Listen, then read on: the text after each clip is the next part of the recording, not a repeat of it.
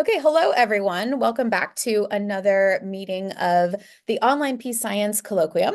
And so the purpose of the OPSC is to bring the peace science community together in times apart from the annual international meeting. And so to continue our conversation and just be engaged with each other is fantastic work. My name is Chelsea Estancona. I'm one of the two co-organizers, along with Andres Ganon, who is at Vanderbilt University. I'm at University of South Carolina. And so what we'll do today, so we will get into our paper pretty quickly.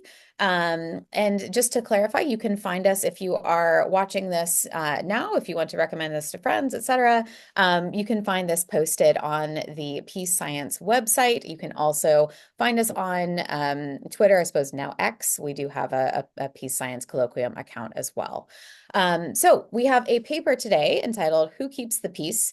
Gendered Effects in UN Peacekeeping. This is coming to us from Skye Kunkel, who is a postdoc at Cornell University. And we have two fantastic discussants. We have Han Dorussen, who is a professor at the University of Mannheim, and Jessica De Salvatore, who is a professor at the University of Essex. So a few reminders about participation. If you are attending, this looks awesome to see everyone flowing in. Please feel free to leave comments or questions in the chat as we go along. I will pay particular attention to those and make sure that we're able to get those together for Skye. And I can incorporate those certainly as we do discussion. Otherwise, we're going to prioritize comments from our two discussants, but we'll then have plenty of time afterwards for the audience to chime in. All right. So with all of that said, I am going to turn it over to Skye. So go ahead and share your screen and proceed. Okay, everybody, let me screen. Me. So I'm going to minimize the Zoom window. Okay, can everybody see this? Okay, cool. Well, thank you everyone for coming here today. I'm really excited to be presenting my research. Thank you for the organizing team, and thank you to Han and Jessica for being here. I'm really excited to hear what you have to say. So I want to start by comparing two different missions. So here on the left is a picture from the United Nations Transition Assistance Mission to Cambodia, shortened to UNTAC. UNTAC was a mission deployed in the early 1990s. Here in the middle, the man in khakis here is Yasushi Akoshi, a Japanese diplomat and the head of the mission. Now, Yasushi had a problem. When a few months of the UN being there, there were reports that started to come out of UN peacekeepers engaging in disorderly conduct, engaging in drunken behavior, and driving their UN-marked vehicles with their UN-marked uniforms, parking them outside of brothels, demanding young girls because they're less likely to have HIV. When a local reporter pushed him on this, he responded with, boys will be boys. The basic implication is that if you want the UN's assistance, if you want UN peacekeepers to be there, you have to deal with the consequences. The UN has come a really long way since the early 1990s and has really tried to do two big things, which is change the culture of the peacekeepers who do deploy and the rules of engagement when they do, as well as the inclusion of a dramatic increase in the number of female peacekeepers deployed. So here on the right is the largest all-female peacekeeping contingent ever deployed. This is deployed to UNISFA, which is the mission between Sudan and South Sudan, specifically in Abyei. Abyei is widely regarded as a very, very safe mission. There has not been a death of civilians by rebels in several years. And there's a lot of trust and a lot of conversation that goes on when in this mission overall, right? So we get these two different missions, very different culture shifts. I'm going to try to argue and show you today that I think this is part of why the UN tends to be effective, is the inclusion of female peacekeepers and how female peacekeepers can really enhance that. So today I'm going to ask the question of under what conditions do peacekeepers impact and respond to violence locally? I'm going to ask what role do female peacekeepers play in reducing rebel violence? This paper is the first empirical test of how female peacekeepers impact local violence from rebels. And as a really short preview of the results, I find that roughly an increase in 100 male peacekeepers is going to lead to one fewer civilian death, and an increase in the same number of female peacekeepers is going to lead to roughly 4 fewer civilian deaths. Now, how is that happening? Well, my broad theoretical story I want to tell today is that the inclusion of female peacekeepers is going to lead to increased ability to respond to prevent and deter rebel violence. Now, this occurs through, as female peacekeepers are included in a mission, it's going to lead to increased trust, which should lead to increased intelligence. As they know what's going on locally, they should be able to respond to this violence more thoroughly. A really key part of this mechanism, of the story here, is this central thread is that the inclusion of female peacekeepers is going to provide increased access to the locals that they are there to protect. This is really, really salient and really, really important because the general gender norms in conflict are that there are fewer men in these protection of civilian sites, right? Men are off in war, they're fighting, they're taking part in the hostilities, and the people that the peacekeepers are there to protect, more often than not, are women and children, right? So pictured here is a protection of civilian site, and the general demographic of which that peacekeepers have to protect. And the inclusion of female peacekeepers is going to, broadly speaking, give the peacekeeping unit more access to locals.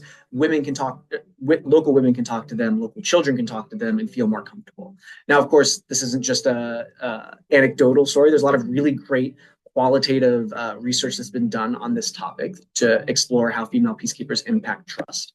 So broadly speaking, we know that female peacekeepers tend to restrain their male counterparts from engaging in abuse of local populations. As a very, very quick aside, it shouldn't fall, the burden of responsibility for stopping their male counterparts shouldn't fall on female peacekeepers. It is part of the theoretical story, however. Now, we also know, generally speaking, this is actually from the UN itself, that women are less threatening, like female peacekeepers are less threatening to locals, and that they tend to feel more comfortable when female peacekeepers are at least included in the peacekeeping unit. Women peacekeepers tend to have less of what's known as militarized masculinity. Militarized masculinity occurs when a peacekeeping unit distances itself, or a military unit distances itself from locals to create unit cohesion. And this really can decrease the trust that locals have. Women tend to have less of this overall, and when they're included in a unit, they tend to lower the amount of militarized masculinity. We also know that women are better at sensitive situations, and these sensitive situations that are really, really fragile and can lead to decreased trust if they're done poorly. So these are things like interviews, body searches, house searches. These are things where people feel very vulnerable, and if they're done without care and without trust built, can lead to a decreased amount of trust. And finally, we also know that women, when they're included in the security apparatus, they are seen as legitimate and trustworthy, and by extension, tend to increase the legitimacy and trustworthiness of the organization that they represent.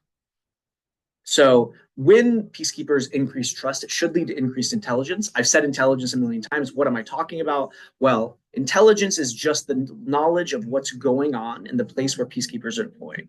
So I conceptualize intelligence as two things, right? Technological intelligence and personal or human intelligence.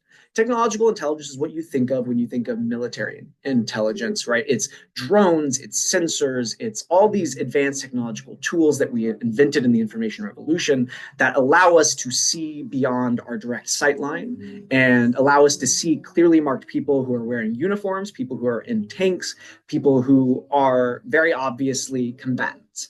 It doesn't work nearly as well with rebels, who are a lot more likely to engage in guerrilla warfare, who are less likely to wear uniforms, who are more likely to blend in with the local population. And that's where personal or human intelligence comes in. At least to this day, technology can't distinguish between a rebel and a civilian. Maybe eventually it will. I don't know if I'll trust it when it does. But broadly speaking, personal intelligence is when locals talk to the peacekeepers and tell them what's happening where they live, right? It's the social context. It's saying, hey, I know this guy down the street. I think he's going to defect to the rebels, and he's stockpiling all these weapons that he's going to give to them. Like, I think you should step in, and the peacekeepers can then take action to decrease violence, right? And again, going back to the inclusion of female peacekeepers, this more trust should lead to this increased intelligence. And again, this personal intelligence is really strongly dependent upon the trust associated in these forces. So again, with all of this, my hypothesis is that the inclusion of female peacekeepers is going to lead to less rebel violence, and specifically that more female peacekeepers should lead to less rebel violence overall. Now, I talked a lot about my theory and what I expect to happen. What's really, really important here, I'm saying the word local a lot, and that's really important contextually, in that these things have to be observed at a local subnational level. In other words, you have to test where peacekeepers are deployed locally to see the direct outcome of female peacekeepers deploying locally. And thanks to some really great data set, this really great data set known as RAD-PKO that was released a few years ago, we actually know where peacekeepers are deployed subnationally, right? So this is the vast majority, nearly the whole universe of cases, right? So these are most of the Chapter 7 peacekeeping missions that are deployed throughout the world, outside of one that was deployed in Haiti and one in the Balkans. And this is the aggregation of all the female peacekeepers deployed to all of these spots from 2005 to 2018.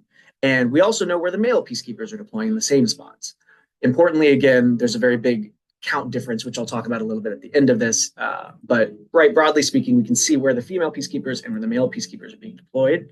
And similarly, we can also see where the proportion of women are being deployed, right? So even if you're deploying a lot of women, are you deploying a lot of women relative to the total size of your unit, right? So here we can see this happens a lot more in like Central Africa, right? In Sudan, South Sudan, Abyei, the mission we were talking about earlier, but maybe less in like Western Africa over here, right? So we know where peacekeepers are deployed. We know where our treatment variable is. What about our outcome, our dependent variable? Well, thanks to the Uppsala Conflict Data Program's really wonderful geo-referenced event data set, we know subnationally where violence is occurring, and we can test that as the outcome.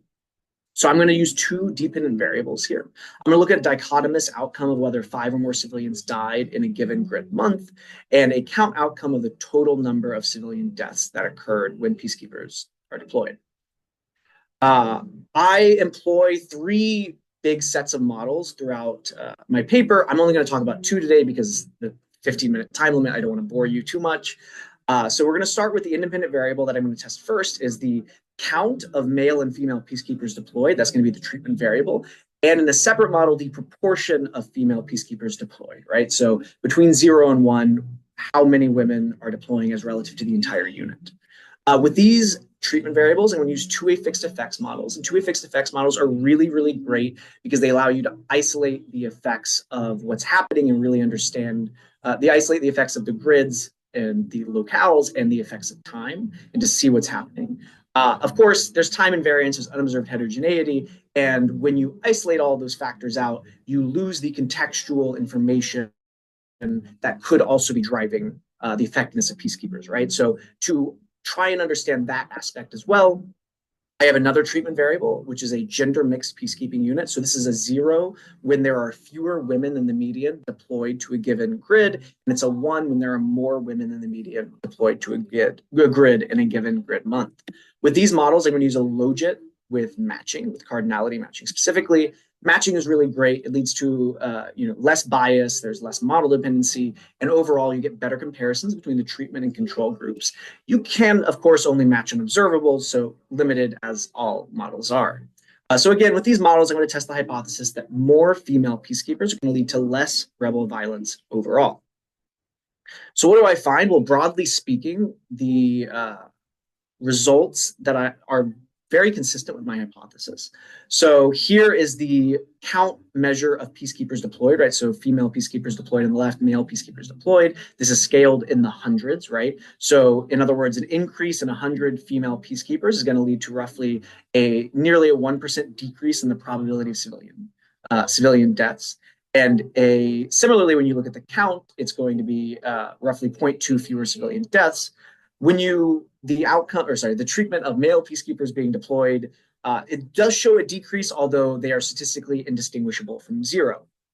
Now, when we measure the proportion of peacekeepers deployed in the unit, right? So this first estimate here, this negative 0.004, right? So as the proportion goes up by 0.1, so 10%, as a 10% increase in the number of women deployed in the peacekeeping unit should lead to roughly 0.4% in the probability of rebel violence against civilians, and a similar amount for the count outcome of violence against civilians, although it is statistically insignificant. Now, those are the two-way fixed effects models. What about the matched models, right? So again, I'm going to transform the logit into a predicted probability plot. So here, again, remember the 0 is the treatment of whether there were a peacekeeping unit was deployed and there are fewer women than the median, and a 1 is when there are more women than the median. So here on the left, you see the estimate is roughly 0.005, and it's roughly 3 times smaller for when a gender mixed peacekeeping unit is deployed. And we're going to get similar effects when we look at the count outcome of predicted outcome of civilian deaths, although this specific model is statistically indistinguishable from 0. Now, broadly speaking, I've found that female peacekeepers are really strongly correlated with less rebel violence against civilians, at least 3 times fewer civilian deaths compared to when the same number of male peacekeepers deployed. Really, really important here is that male peacekeepers are effective, but they're much more limited in their effectiveness. Sending some male peacekeepers is better than sending no peacekeepers at all, but sending a mixed unit increases the effectiveness of the unit dramatically. And really, really important for policymakers and the people who work in this space is that the diversity of gender of peacekeeper deployed is not coming at the cost of effectiveness. In fact, it seems to be enhancing the effectiveness. Again, working through that mechanism of trust, of access, of building connections with locals that allows them to talk to the peacekeepers and believe in them.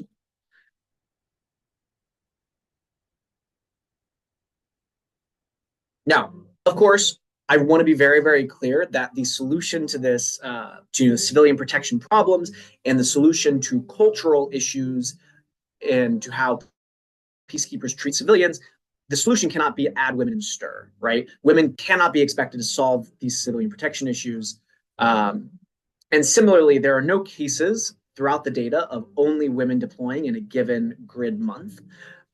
That's really important and indicates that there might be a co-deployment importance here, right? Like you can't just replace all male peacekeepers with all women. And then finally, there's a big supply side issue present here, in that the countries that send peacekeepers have a lot of issues sending female peacekeepers because they just don't have that many women. So to address some of these issues, right, you have to look at the outcome side where peacekeepers are deploying as well as the supply side. That's my presentation. I'm really excited to hear what everyone thinks of the paper. I'm really excited to hear Han and Jessica's comments. Thank you, everyone. Wonderful. Thank you so much, Sky. So why don't we go ahead? We'll start with Han, and we'll go into some comments. Okay. Well, first of all, thank you very much, Sky, for the presentation. Also, a small correction. I think Jessica will have to make a similar one. I'm not at the University of Mannheim. I'm actually at the University of Essex. So let's be thankful for the people who actually pay me. I've seen earlier versions of this paper, and for example, at the ISA earlier this year. And it's really nice to see that, how it's coming along and how it's progressing. I was also, and that kind of goes back to another comment, it's really nice to see the presentation. I to some extent, I feel that the paper may be suffering a little bit from having too many people commenting on it. And so that occasionally there's arguments that feel a little bit, okay, where's the argument going? And of course, in the presentation, you're really then forced to make the argument in a straightforward way. And so it presents actually well. And that might actually be something to think about if you kind of finalize the paper. The paper is obviously interesting and it's important. The UN is interested in having more female peacekeepers. They make a big do with it. They really emphasize it a lot. And so it's good to have evidence that it actually matters. And also I think it's important because you do outline a very strong and convincing theoretical mechanism, which relates to trust, and it also relates to kind of the local presence of female peacekeepers. And I think that is a worthwhile argument that should be pushed. That this makes sense, and therefore it should come out, I think, even clearer than it does at the moment. So a little bit of comments. I've noticed that mainly my comments are on presentation. I have some more detailed comments. I'll send them to you, Sky. They're in the margins of the paper as this happens. Since trust matters, I would actually be very tempted to simply put trust in the title of the paper. I also think that you start with a very negative, but also rather old example of what went on in Cambodia. While you also have later in the paper a very positive example of what is going on in Abyei in South Sudan, and with a very a strong quote of a female commander who says like it really matters, and it seems to matter in the way that you outline in your paper. So I would actually start with that. It also would kind of weigh again a little bit against the direct abuse by peacekeepers, because although that's very important, it doesn't quite sit with it only sits indirectly with the theory that you present. The other thing is, I mean, I really would move up the figure 1, so where you outline your logic, and really kind of talk that when you present the theory, really use that as the way to outline the theory and why the various bits matter. So a couple of things. It's about one-sided violence against civilians. It's not about battle-related violence, and I think that occasionally gets confused in the paper. That matters at the local level. I think that's really crucial for your argument, and therefore that should, it is in the paper, but it should be moved up earlier so that you can really emphasize, okay, it matters that we do this subnationally, and that I really love the argument about personal information, and I think you could think it through a little bit harder on why personal information provided by women is so crucial, and that also kind of come up with some of the issues. So, and I mean, that kind of my second comment of presentation, I think if you go straight through the argument, that also kind of gives you a little bit of room to deal with some of the things that may not sit quite as nicely with the argument, which I think at the moment you treat a little bit defensively, like, oh, you kind of push them aside. Well, I think, you should just take them head on. So, trust matters because people are doing something that has an inherent risk to them. That's quite often the kind of the models of trust, why trust matters is like, okay, there's a certain riskiness. That, I think that should be really kind of put up the front, because women actually are putting themselves at risk. And so what are the conditions that they feel that they're able to do this and that it's actually not backfiring to them? Well, we know that one-sided violence against civilians is very often committed because the rebels suspect them to give intelligence. Wouldn't this even more strongly affect women, and wouldn't the repercussions for women be stronger? Well, that's aligned with, when in models of trust, and that's also part of my own work, I mean, trying to kind of peer out the various dimensions of trust.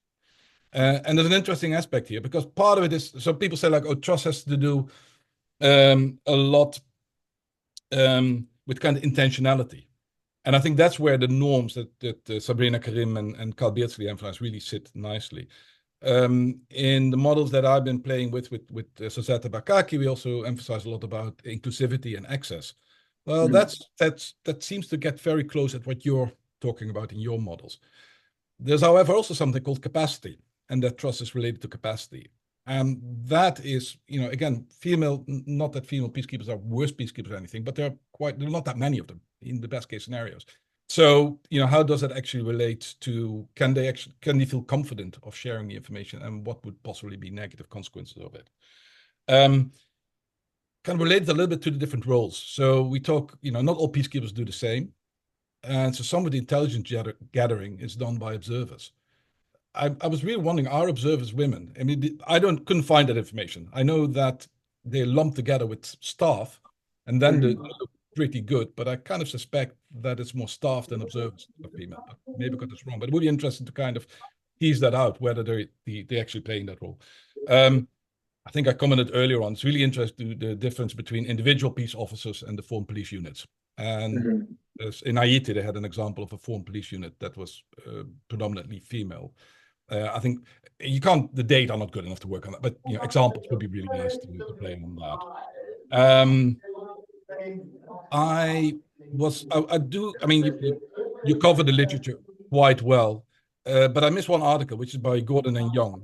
And it's important because there they argue that although trust mattered, it didn't matter for sharing information.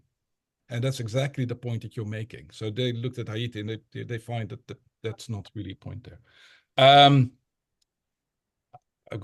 know I have 1 minute and I shut up. I think by way of example, but really you can't do it in the data set, but think about the local position of women. So two things kind of came into my mind. I mean, the first one is, you mentioned that occasionally. I mean, there are spheres where women are just not supposed to be interacting with men at all. But that's not by chance. That's because men force them not to interact, with other men. I'm really kind of wondering, like, how would that work out if these men then find out that women have been sharing information? Wouldn't there be consequences of that kind of behavior? So how free are these women? They may be willing to share information with other women, but are they really able to do so? I'm started wondering about that a bit. The other example, and this kind of comes from research that Ismene Gonzalez has been doing, when she was in Liberia, and she kind of observed the role, what they call kind of like secret female societies that are very important to connect women and very often have a bridging role. However, the drawback of these kind of secret societies is that very often their values do not align at all with values, that are maybe considered to be more Western and feminist. So this is also where female genital mutilation plays out. So again, are there tensions, and could you find examples of where these kind of tensions play out? One minor comment. And I think I commented a bit earlier in the paper. I'm a big fan of the RAD PKO data, but as everybody who works on these disaggregate data, you have to make some pretty heroic assumptions. And I think you should, at least in a footnote, kind of discuss those a little bit. I don't think I wouldn't know how to do it better than they did, but yeah, they do need some attention. Okay. Yeah. Thank you. Fantastic. Thank you, Han. So I do see your comment, Leslie, and we'll proceed to Jessica, and then we'll come back to audience comments. Thanks, Chelsea. I have to, maybe I can make my correction as well. But in my case, it's more confusing because I was at Warwick, but recently moved to the University of Florence. So even more complicated, but just as Anne said, let's be thankful to those and grateful to those who pay us, basically. So, Sky, thanks so much for the presentation. I have to agree with Han that seeing work presented in a way, maybe because because it also pushes you to be more in more, like precise, and you have just a shorter amount of time. I think it always helps, and it did help. So I think it was great to see the work presented. I hadn't had a chance to see the paper earlier on. So this is the first time I read your work, and I hope some of my comments don't feel like they've already been made elsewhere. Maybe I can start with one of the points that Han raised regarding the units, right? So the fact that presence of women is not homogeneous across peacekeeping units. And just a quick on the back of the envelope calculations from the February statistics, you can see that in the case of the UN military, 7% of UN military are women, while more than 18% are working within the UN pole, so the police unit, so to speak. Now, I think this is interesting for your case for two different reasons.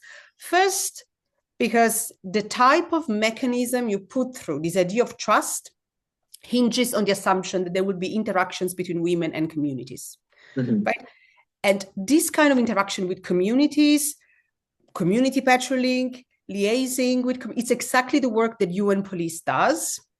So in a way, the idea would be, is the effect you find, the beneficial effect of increasing the number of women, in a way driven by the fact that we have more women among the UNPOL staff? And so it's basically the women police within peacekeeping missions that are increasing the effectiveness in terms of this intelligence mechanism that you mentioned. I don't remember if the data would allow you really to unpack not just gender, but also gender within units. I believe it does. Okay, again, taking the data with a grain of salt as usual, in a way, if the argument is the mechanism is purely one that works through trust and all these activities that UNPOL usually does on the ground. I mean, they do it much more often than the military. So if this is correct, if you unpack, hopefully the result is that you end up finding that increasing the number of women among UN police is the one that is driving the positive change. Well, the conflict curbing effect if you want, the effectiveness, or it's increasing the effectiveness of the mission. I think this aligns very well with the argument you're making. So it's just a matter of saying if getting more like fine-grade information further gives any additional confirmation that the trust mechanism is the one that seems to be working here. And I mean, when reading the papers, and you also show that when you presented the table with the different ways you look at women's contribution to peacekeeping, so there are two parts of the story here. One is that increasing the absolute number of women is fine. It's something that should be pursued because it seems to have a positive effect on curbing violence, on reducing violence, on violence reduction, right? But same does the change in the composition of the mission, right? I wonder, however, if your argument, if your theory is one where absolute numbers of compositional changes are really at the core of the argument you're posing, because my understanding is that also because of the constraints that might exist in host states, because of cultural norms, gender norms, I mean, I think it would be misleading to think that just keeping increasing the number of women, we always have the same beneficiary effect, right? So they will just linearly go up. I think at some point there's a ceiling where adding one more woman is not going maybe to do so much, and possibly could backfire because of basically maybe the cultural norms towards women that exist in some of these countries. So ultimately, is it just about the number of the composition? If it's a matter of what having women within the contingent signals, then you just need to be more mixed in terms of the gender, right? Maybe you can aim at something like 50% instead of thinking keep adding more women, because the more, always the better. It's possible that the relationship could be non-linear. I'm not sure if it's something that I think you could be testing possibly the non-linearity of adding more women, which would be a contribution in and of itself. Although, I mean, in a way, I don't know if you can correct me if I'm misinterpreting what you're saying, but also based on the presentation, it seems to be that in a way you think that having an all-women peacekeeping contingent might be better than having an all-men peacekeeping contingent. That's at least my sense from the presentation, and also some of the language that is used in the text sometimes makes me think, I mean, just the question you pose, are women more effective than men? Makes me think that maybe 100% women, it's better than 100% men. So if you could clarify, I think, because you're kind of in between, I mean, you're talking about absolute numbers, but also about composition. And it's just a matter of being a little bit clear with regards to what is your theory. I mean, what is more likely to build trust? Having all women or having a gender balanced, like, I don't know, 50% kind of mixed in the contingent, just enough to signal that you can trust the mission.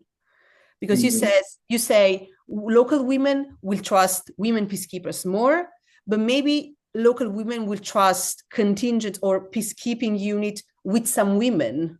They don't need to see all women, right? Because to an extent, the fact that women are also seen as less threatening would undermine all the other mechanisms that we know foster peacekeeping effectiveness, deterrence, commitment problems being solved by the presence of a military mission, one that can effectively respond, right? So having a mission that ultimately is less threatening, what is the net effect? Is trust enough to foster the effectiveness of the mission? Or is this just one of the possible channels, but still needs to be compounded with all the work that is non-gendered? I don't think that women or men are better at solving the commitment problem, deterring. I guess soldiers in this sense would be just they're just armed individuals. So I don't think there might be gender dimensions there. But I think another aspect of the theory that needs to be broadened a little bit is what role does trust play in comparison to all the other mechanisms through which we know peacekeeping may work? And so what does this tell us about just adding more women, if that could be potentially a backfiring effect? I don't know how I'm doing in terms of time, Chelsea.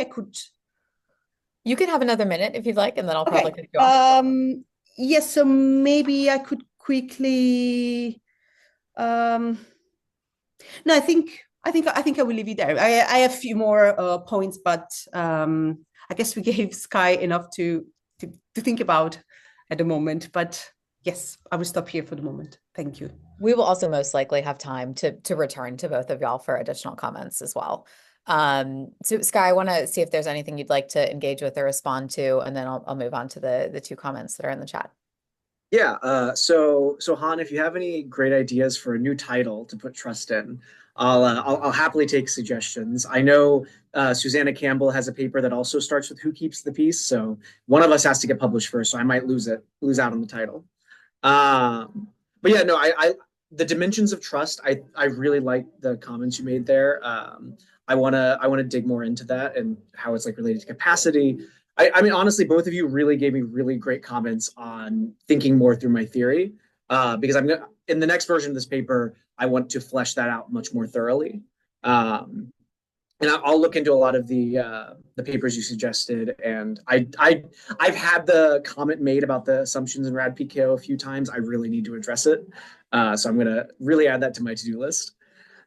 Jessica, thank you for your comments. Like, really great to hear your thoughts, and I really like the idea about testing the police versus military versus. I mean, there's also observers in the data. I think that could be a really good test of the effectiveness, right? Because they are interacting with locals a lot more, right? They're talking to them, they're building connections. So I think that should make them more effective overall. So I really appreciated that point. And then also the composition. I've thought about the composition part a lot. So I recently, I've been messing. So what I recently did was for the gender balanced unit, I messed with the threshold of the median, right? So for the one that I showed today was just whether they're above or below the median, but then I changed the quartile. So like I changed it to whether it was above the 0.75 like distance, right? And it seemed to be like a 40% to 70% threshold difference. Like anything below that, it was ineffective. Anything above that, it wasn't doing much. So I think I want to incorporate that. I haven't figured out exactly how, but yeah, I think about that a lot. I'm going to try and address that in future versions. Thank you both so much. I could respond to this forever, but I'd love to hear what everyone else has to say in the comments in the chat as well. Okay, wonderful. So our first question is from Leslie, who asks, could you say a few things about the factors which determine the gender composition in an area? As in, could women be deployed to less severe areas? Yes, so there is a lot of really strong evidence that women are deployed to less severe areas. Peacekeeping commanders, who are the ones making the decisions about where to deploy peacekeepers, are really sensitive to casualties of female peacekeepers versus male peacekeepers, right? They fear reprisals back home. They fear like the negative externalities of the media reporting on that as well. And so I try to address this with an instrumental variable I stole from Han, actually. And I try to address that with that instrumental variable. In the matching, one of the variables I match on is the previous 6 months of violence in an area to try and, again, reduce the overall differences between these units as well as I can, again, with the data that's available. But yeah, it's very likely that they're deployed to less severe areas. All right. And our second question from Nguyen is, I have a similar question about where and how contingents with women PKs are deployed. But I also wonder if you could leverage information about TCC's local deployment to help address some of the selection concern. Are some TCCs more likely to send women in their forces than others? And do women tend to serve in specific troop types, as in medical, police, or et cetera? Oh, that's a really great question. Oh God, my terrible answer is that the data doesn't exist, at least as we know it today, until the UN gives us access to their actual raw data. It's really hard to know a lot of these things, which is where Han's comment about the assumptions comes in. It is very likely, right? So peacekeeping contingents ultimately have to defer back to their home country, right? So that all women deployment from India might, like, their commander might choose to send them to more peaceful places than, say, an all-female unit from Pakistan or from Bangladesh, some of the leading peacekeeping troop contributors. So yeah, I think that could play a role. And I don't have a much better answer than that. Then I'm going to try and think about that and think if there's some kind of data I can leverage. because it's a really great question. Thank you. Fantastic. Yeah. Farida put a really great suggestion as well, is in engaging with Carrie Oslin's work on trust and peacekeeping on UNPOL and female contingents in how these groups maintain and build trust in complex situations. So that would be something great to look at as well. Thank you. That's a great comment. I'll write that down. So I'll turn things back over to either of our discussants if there's more that they would like to ask or engage with. Please go ahead now. I'll let me start again. I had kind of the point that I've prepared to say I made. I guess there's a little bit more hidden in the text, but I don't immediately remember. I mean, it is indeed quite intriguing about this troop contribution because, and I think this is where also your I think Jessica's argument kind of in some ways mirrors a little bit what I'm worried. Okay, what point do we maybe get into capacity issues? And again, because infantry and the kind of the soldiers on the ground to kind of do the robust peacekeeping. I think there's probably more men there. Again, you really try to start making assumptions that you don't always know whether they're actually valid assumptions to make to begin. But I mean, you would be suspicious. But that really kind of goes back to a thing that I mentioned earlier, which is this formed police unit that operated in Haiti and was actually, I think, also predominantly or possibly even exclusively female. And for me, it kind of suggests that this. I quite strongly feel that as far as the data are concerned, you probably do everything you can possibly do. I mean, and again, they're always smarter people come up with something else, but you seem to tick the boxes largely. But that there's real room for for very strong, convincing examples. But I think the paper is already fairly long, so it would kind of require kind of cutting through some of the stuff that may not be as essential to actually create that space that you could say like, oh, there is this example of that particular unit, and that's how they worked, and we have some quotes from that or something like that, or review from Secretary General. I think that would make the paper really convincing, and people think like, oh yeah, there might really be something there in some of the arguments that you make. Okay, I am aiming for IO next, so I've got 3,000 words I can include now. Yeah, thank you for that. That's great. Maybe if I can pick up on the TCC question, it's true that I don't think there's like data at a TCC level that also disaggregate by gender. But if you want to make the assumption that troop contributing countries will deploy like randomly from the army to the peacekeeping mission, maybe you can find information on contributing countries, percentage of women within the national army. But then you will need to do the same for national police. Honestly, I don't think this data is available for most of the contributing countries, but sorry, go ahead. No, so actually in the lab at Cornell, we have access to some of these countries. So like 13 different countries who contribute peacekeepers. So it's not all, and it's also hard we don't know where they're deploying, but we do know the percentage of men and women in their military, their police, and so on. Yeah. So maybe something, maybe more even just descriptively, just to see if this can lead you elsewhere in terms of providing more evidence. Although I think that I agree, like the bulk of the evidence is already there. It's kind of already in the paper, and other things you can use them to reinforce or just. I think all these things would just strengthen the argument that you try to make. The remainder of my points are relatively minor. Again, I think,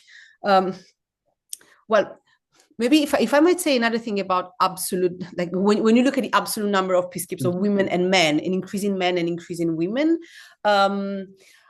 maybe I'm just getting confused by the model, but I wonder to what extent would you find it's, again, compounding the effect of two treatments, if you want. One is just the increase in the number of troops, which we know is associated with higher effectiveness, larger contingents are more effective, and the effect of gender. which I think this just brings me back to the idea that looking at composition still seems to me the most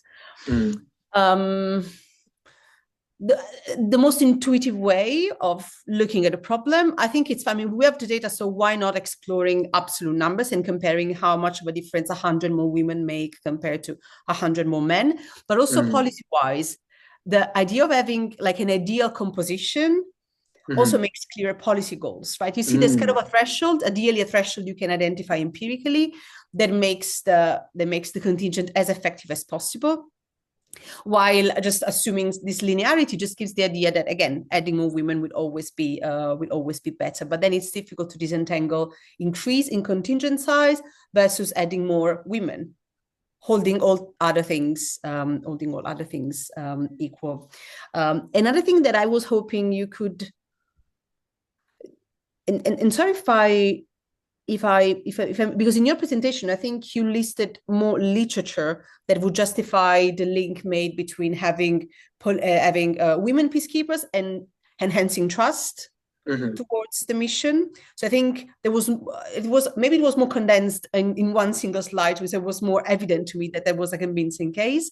But I was thinking about Sabrina Scarime PSR work on Liberia, where she finds no different in terms of trust when you had I think I have the quote here. She finds that female police officers were no more likely than male officers to elicit positive perceptions among local women. And this is just a finding that I didn't have time to go through the paper again, but I think you could relate that to, I mean, again, I don't know what the evidence ultimately is in terms of putting everything together.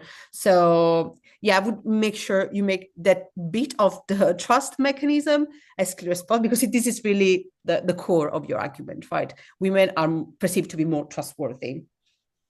And you also are a little bit defensive on why you only focus on one-sided violence perpetrated by rebel groups. You say, well, it's because the government, it's more difficult, right, to basically to affect government's preferences in terms of the use of violence. But then you ultimately still show something in the appendix anyway. And this is your findings are exactly in line with what we know from, for example, Phil de Hultman and Wilson's IOPs, where they find that peacekeepers cannot restrain government behavior. So that's perfectly fine.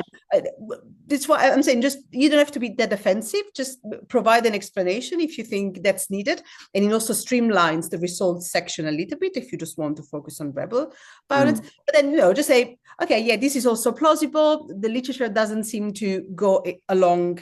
Like, doesn't seem to be supportive of this kind of reasoning that peacekeepers can also constrain at a local level violence perpetrated by government, and this is consistent with what I show in the appendix, right? Otherwise, you don't want to make it look like you're like picking variables or doing these kind of things. It's not the case, because you're still testing that anyway. Yeah. Okay. Yeah, I think these are the main comments that I had.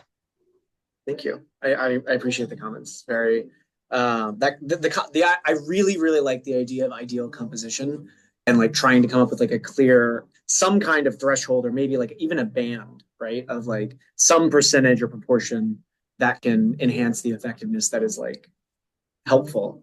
How to isolate that, I need to think about more. Yeah. I know, and another reason why the idea of the threshold could be useful is because even within the same contingents, how would a higher share of women be perceived by male peacekeepers? There's this stereotypical idea that women needs to be protected. So it could be that the men within the peacekeeping missions may think, well, what are we doing here? Are we protecting the civilians, or are we protecting women peacekeepers here? Because otherwise they cannot go and patrol on their own. It's a stereotypical assumption made about women needed to be protected. I mean, these are soldiers, right? They're armed individuals anyway. So I'm sure they can defend themselves. But how would that affect the workings of the mission within the mission, and the perception of those who work for the UN if you go above that threshold, which is why I think there must be a limit above which adding more women is going to be effective, or as effective as it was when you have just 1%. Moving from 1 to 10, probably good. Moving from 10 to 60, I don't know.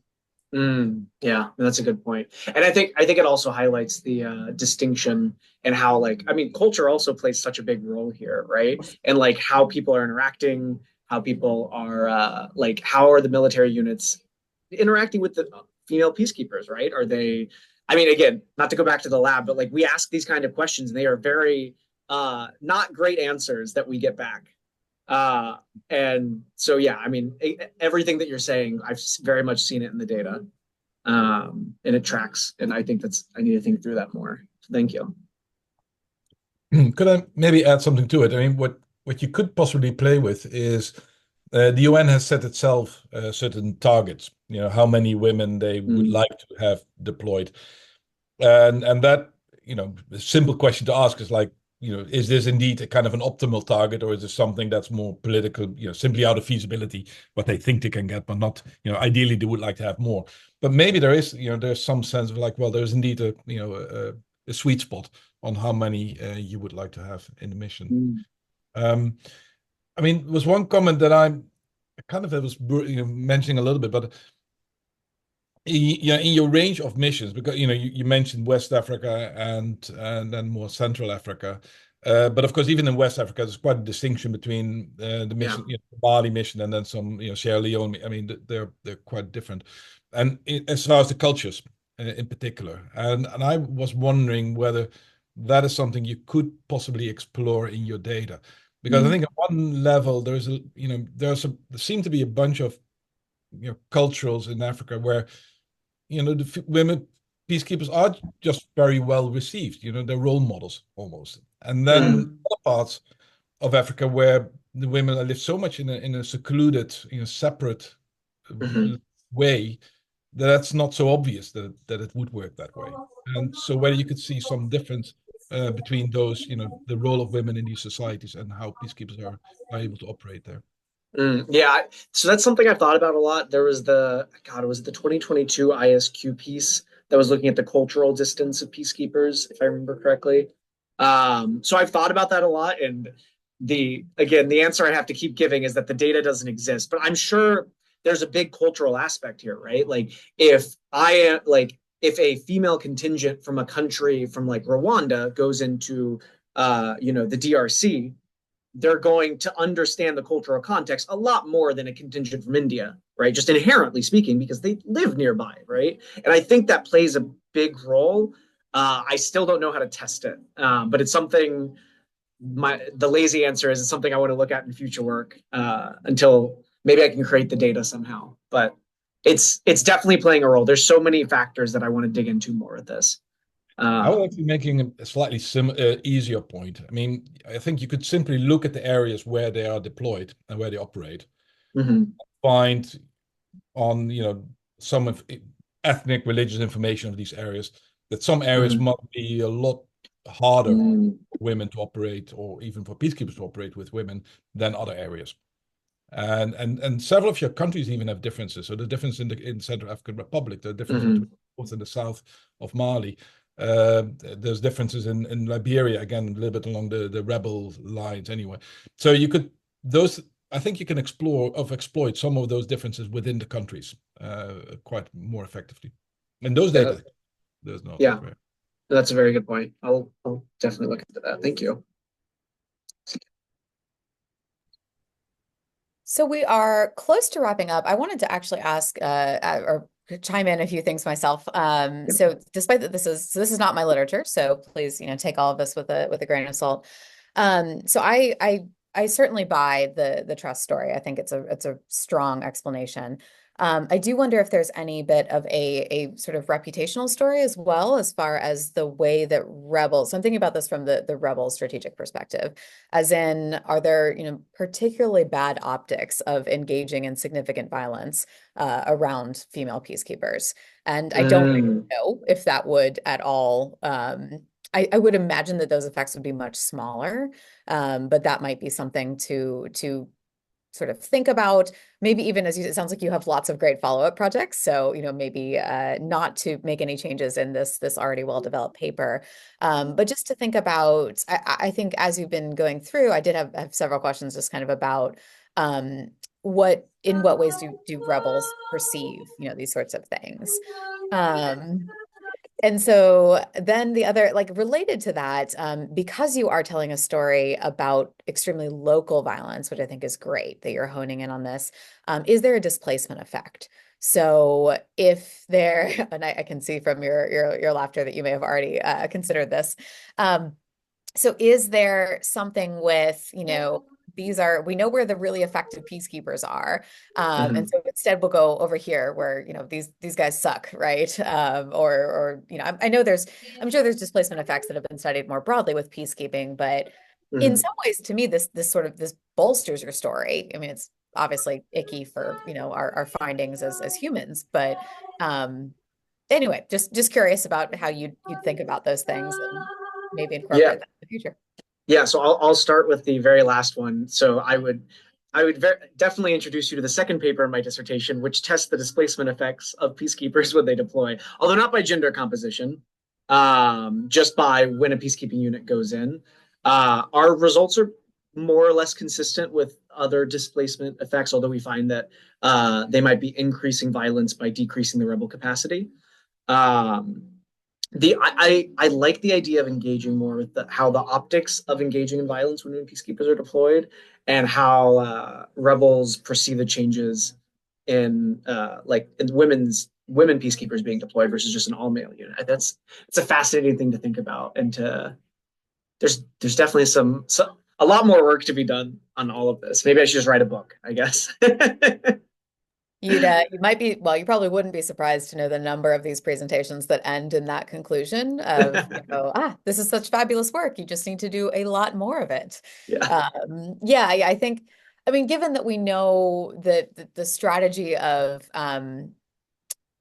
engaging in violence against women from rebels can be that can lead to mixed results, right? And it can have varying strategic purposes. And so I wonder, even if it's not direct violence against peacekeepers themselves, although I'd imagine some of that does happen, I think that could be that'd be a great chapter in this fantastic book that you are developing. Yes, I will add that as a chapter.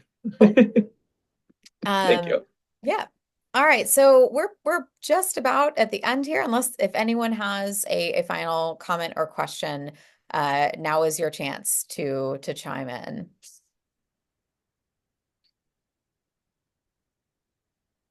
Okay.